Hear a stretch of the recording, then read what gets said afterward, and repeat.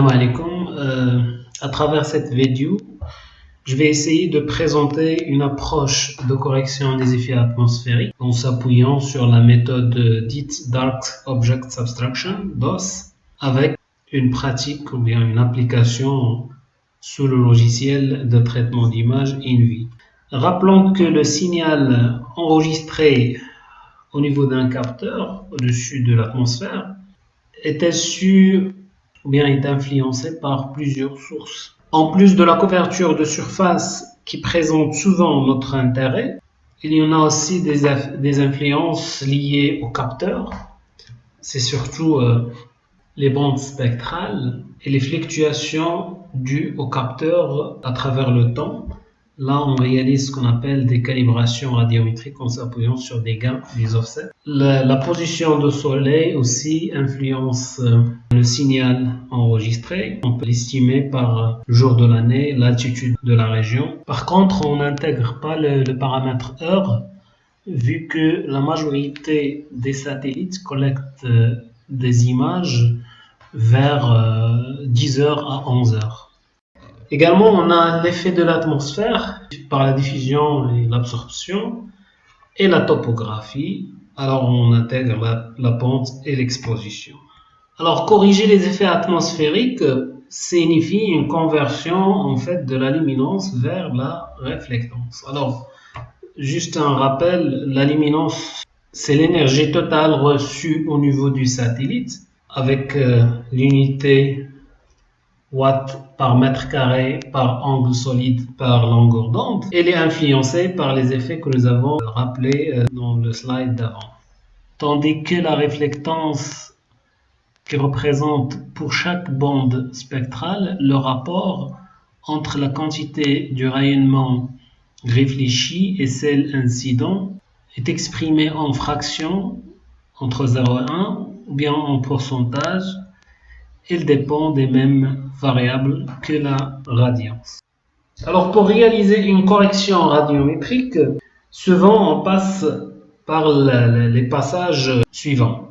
À partir du compte numérique, on calcule la radiance au niveau du satellite, ou bien la radiance apparente, la luminance apparente. Après, on convertit cette luminance en réflectance apparente. Ensuite, on passe à la réflectance au sol. Et bien sûr, là, il faut corriger les effets dus à l'atmosphère. Alors, pour le passage de la luminance apparente, ou bien top of atmosphere radiance, et nommé aussi étalonnage radiométrique, généralement, on s'appuie sur l'équation qui intervient des gains et des offsets. Ce sont deux paramètres qui sont disponibles dans la metadata de l'image. Pour le cas des images OLI du satellite Landsat 8 qu'on va utiliser dans ce travail, la metadata c'est le fichier MTL.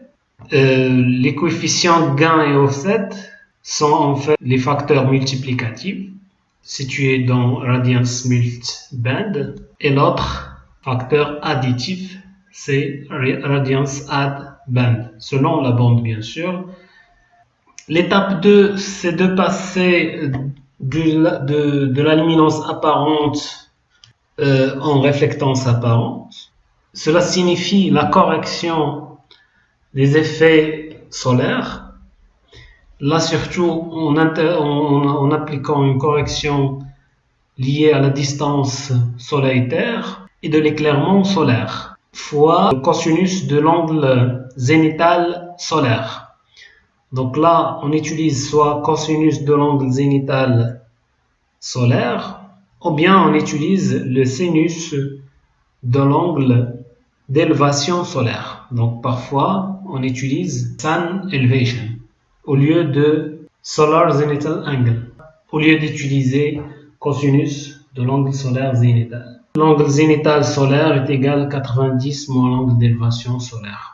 Alors l'unité c'est en degrés. Là il faut faire attention parce que la majorité des logiciels utilisent l'unité radio. Bon, il faut passer par une transformation pi sur 180.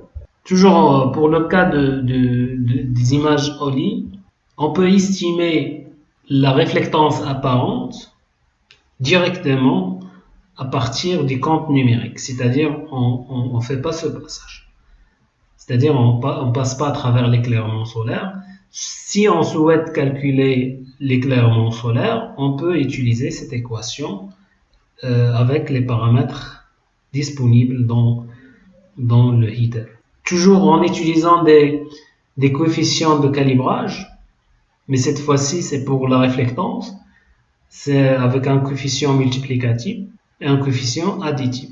Toujours on les trouve dans le heater.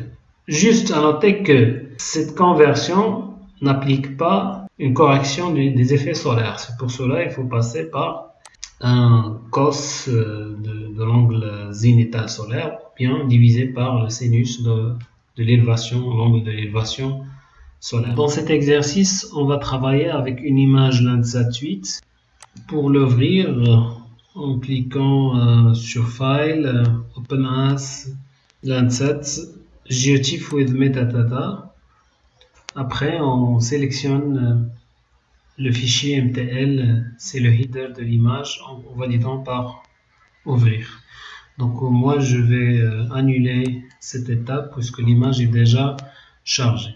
Alors pour effectuer une correction radiométrique, la première étape c'est d'appliquer des gains et des offsets. On a la possibilité d'utiliser cet outil, apply gain, offset, bien sûr en s'appuyant sur les gains et les offsets qui existent dans la metadata. Bon, juste pour voir quelques détails sur ce point-là, donc en cliquant au bouton droit, View Metadata, ici les caractéristiques spectrales. Là, on a les bandes de 1 à 7 multispectrales, bien sûr. Et ici, on a les gains et les offsets. Voilà, donc je vais fermer cette boîte.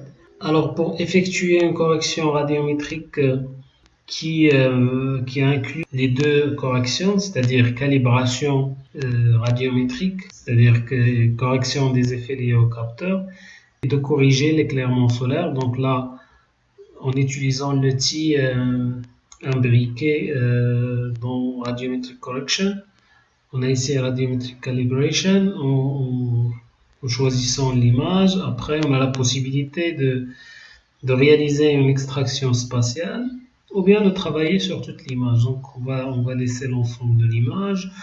Également, de la même manière, on peut réaliser une extraction spectrale, c'est-à-dire de choisir juste quelques bandes. Donc nous, on va appliquer ça sur l'ensemble. Ensuite, on a deux possibilités.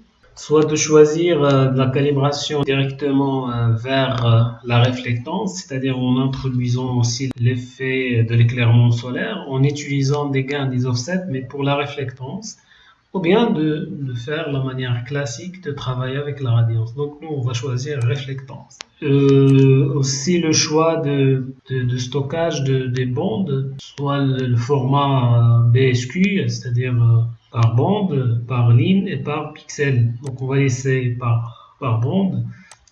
La même chose pour type de données. On a ici une partie, si on souhaite travailler après les corrections atmosphériques avec l'outil Flash, on applique les paramètres Flash, c'est-à-dire la demande de format BL, flotte, un coefficient de correction de 0,10. Nous, on va laisser BSQ et après en choisissant notre répertoire de stockage, et là on va le nommer c'est réflectance top of atmosphère. Il est nécessaire de garder quelques indicateurs sur l'image au nom de fichier, c'est-à-dire surtout la date et le type de capteur ou de format d'image. Donc je vais annuler cette étape parce que c'est fait déjà. Après le calcul de la réflectance apparente, on passe maintenant à l'étape 3, c'est de calculer la réflectance au sol. Et bien sûr, c'est d'éliminer l'effet de l'atmosphère. Alors pour les techniques basées sur les objets sombres, là on a deux effets à intégrer. On a la réflectance au sol est égale bien sûr à un facteur distance soleil fois pi, fois la luminance apparente, moins la luminance de l'atmosphère. Donc cette luminance atmosphérique vers le satellite, on va l'estimer en se basant sur les objets sombres. Également la transmittance atmosphérique. Alors pour le modèle DOS, cette transmittance est égale à 1. Ensuite l'effet solaire de l'éclairement solaire et de l'angle zénithal solaire. Cette grandeur en fait est constante pour chaque bande de chaque capteur. Donc on y trouve dans la métadonnée de l'image. Donc la grandeur clé dans ce cas-là, c'est la luminance atmosphérique vers le satellite. C'est une grandeur additive. Donc normalement, on va se baser sur la soustraction de la signature des objets sombres. Alors le principe de cette technique basée sur les objets sombres est d'extraire les valeurs minimales des comptes numériques pour chaque bande en se basant sur l'histogramme de fréquence. Cette approche-là est simple et basée sur le fait que les objets sombres doivent avoir des valeurs de 0. Donc cette différence qui existe entre le début de l'histogramme et l'origine des axes X, Y, cette différence est liée à l'apport de l'atmosphère.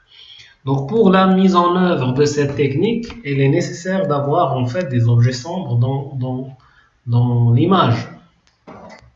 Généralement, on utilise les zones d'ombre pour le visible et l'eau profonde dans l'infrarouge, c'est à partir de 0,65 micromètres, et la végétation dense, sombre, au bleu et au rouge.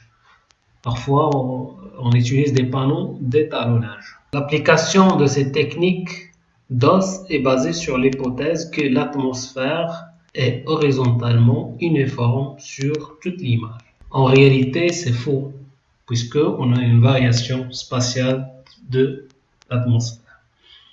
En fait, cette correction atmosphérique reste limitée à l'élimination des effets de rayonnement additifs. Cette correction reste seulement un ajustement en se basant bien sûr sur l'histogramme. Donc là, c'est l'histogramme de l'image brute. Là, c'est l'histogramme après correction, c'est-à-dire on élimine cette partie due aux effets de la luminance atmosphérique. Alors, on passe maintenant à l'application INVI. Alors, après importation de l'image résultante, c'est-à-dire la réflectance au-dessus de l'atmosphère, on a affiché les deux en utilisant View de True Vertical Views. On va essayer de faire une analyse statistique rapide sur ces deux images en utilisant bien sûr les outils de statistiques standards. On a la possibilité de choisir les bandes qu'on souhaite ou bien de réaliser une analyse statistique sur l'ensemble.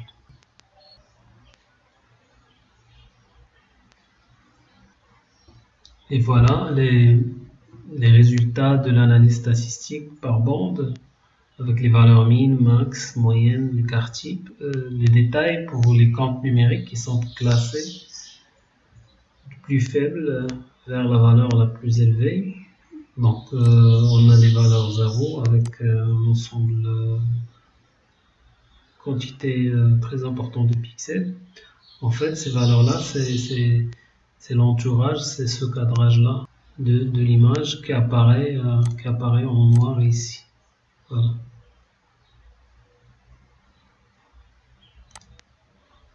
Après, on peut voir l'histogramme bande par bande. Voilà, on a l'histogramme de la bande numéro 1 qui commence ici. Donc, pour voir quelle valeur exacte, donc il commence à la valeur 3, 9, 3, 4. Pour les autres, on fait la même chose. On peut voir l'ensemble des bandes avec les détails de chaque bande. Alors, le principe de la méthode DOS, en fait, c'est de soustraire cette partie-là qui peut être due aux effets de l'atmosphère. Donc, pour l'extraire, il suffit de voir la première valeur après 0 bien sûr. Alors ces valeurs 0, on va les considérer comme des valeurs aberrantes. Donc on va considérer pour la bande numéro 1, 3, 9, 3. Et pour les autres bandes, on va les analyser bande par. Alors pour réduire cet effet, on va utiliser l'outil Dark Subtraction.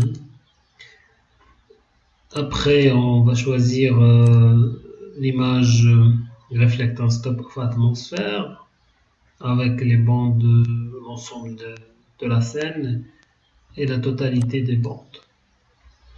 Ici, on a la possibilité soit d'utiliser la valeur minimale de chaque bande, en fait, qui n'est pas recommandée parce que dans ce cas-là, on a des valeurs de 0 qui sont des valeurs aberrantes et la valeur min, c'est toujours 0.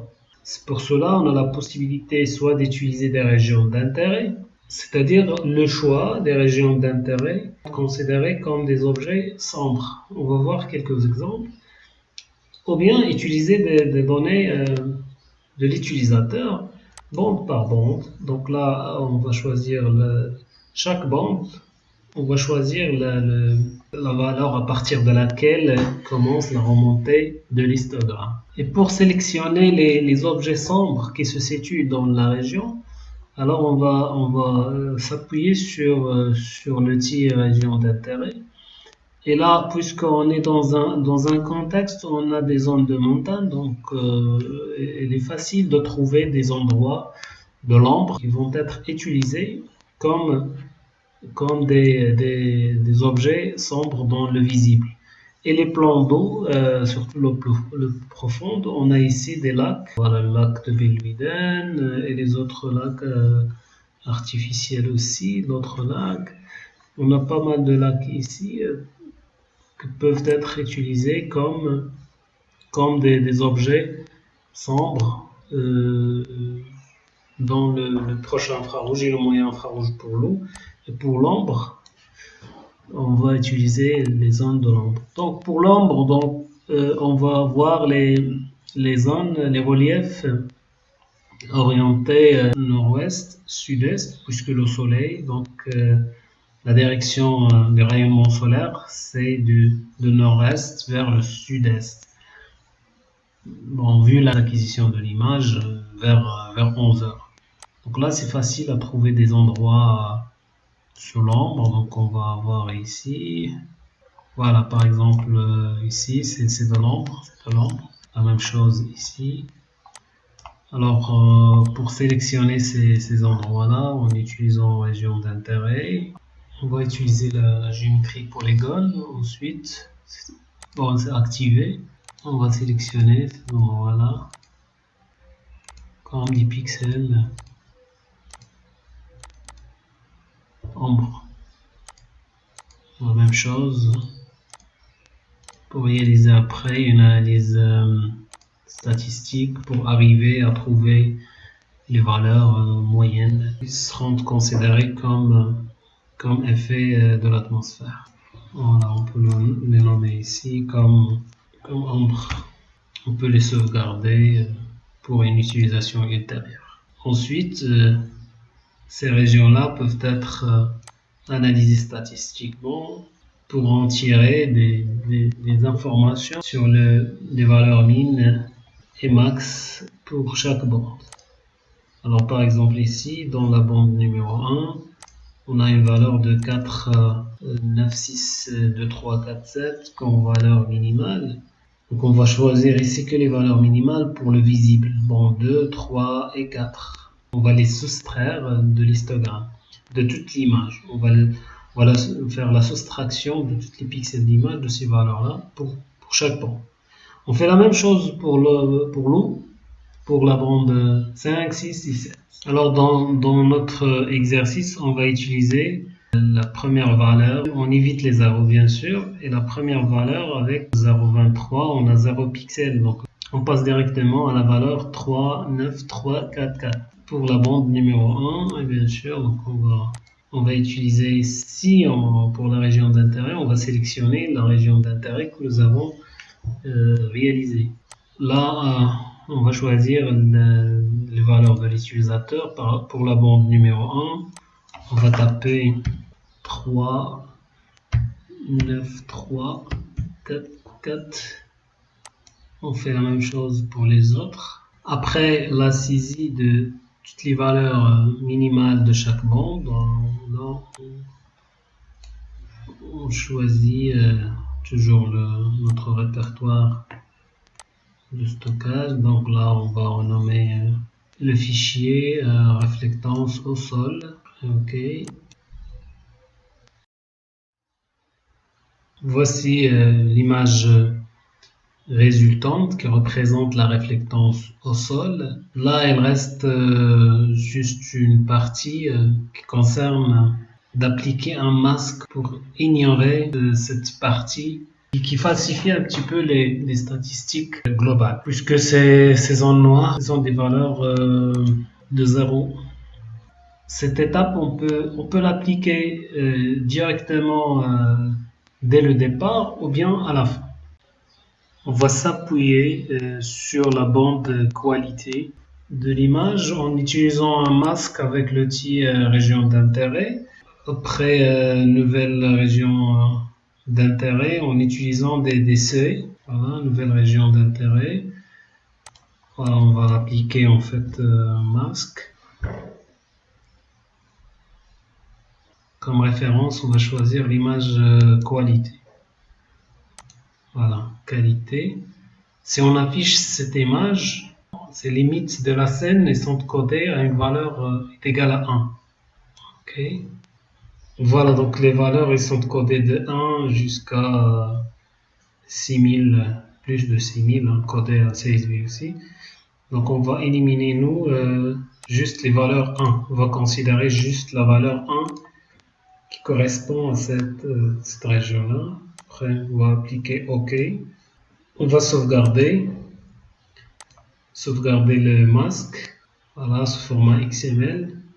Donc déjà moi c'est fait, donc je vais annuler cette étape. Après, on va sauvegarder l'image résultante en appliquant un masque. Donc là, Save As, on va le sauvegarder sous format INV. Donc c'est l'image, voilà, c'est l'image réflectance sous-sol. C'est critique cette étape. On va appliquer un masque que nous avons sélectionné dans l'étape précédente. C'est région masque limite de la scène. Et ici, on va inverser le masque, c'est-à-dire pour donner la valeur 0, pour masquer ces parties-là, faire apparaître juste cette partie en validant par OK.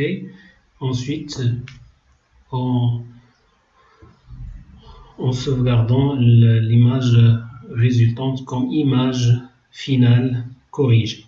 Voilà la partie qui va être masquée, c'est la partie en rouge. Alors on va afficher les deux images, donc l'image de réflectance de sol au début et l'image de réflectance de sol après l'application du masque. Donc voilà, c'est cette image-là. Cliquons Link View géographique avec les deux. Donc là, on a l'image de réflectance au sol, c'est ici, et l'image que nous avons masquée avec les contours de la scène. C'est la comparaison entre les deux. Les images résultantes, là, on a enlevé cette partie. Alors, revenons maintenant à l'image d'origine. Donc, on va afficher en vraie couleur.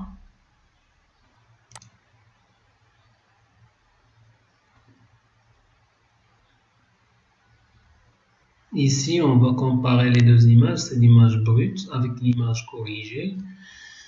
Bien sûr, en appliquant un lien entre les deux vues, Link View. Là, on a les deux images. Voilà, ici, c'est le lac de Billy-Widen. On va faire des profils, hein, spectral profil, par exemple pour l'eau. Ça c'est pour l'image en réflectance, en pourcentage. On va faire la même chose pour l'image brute.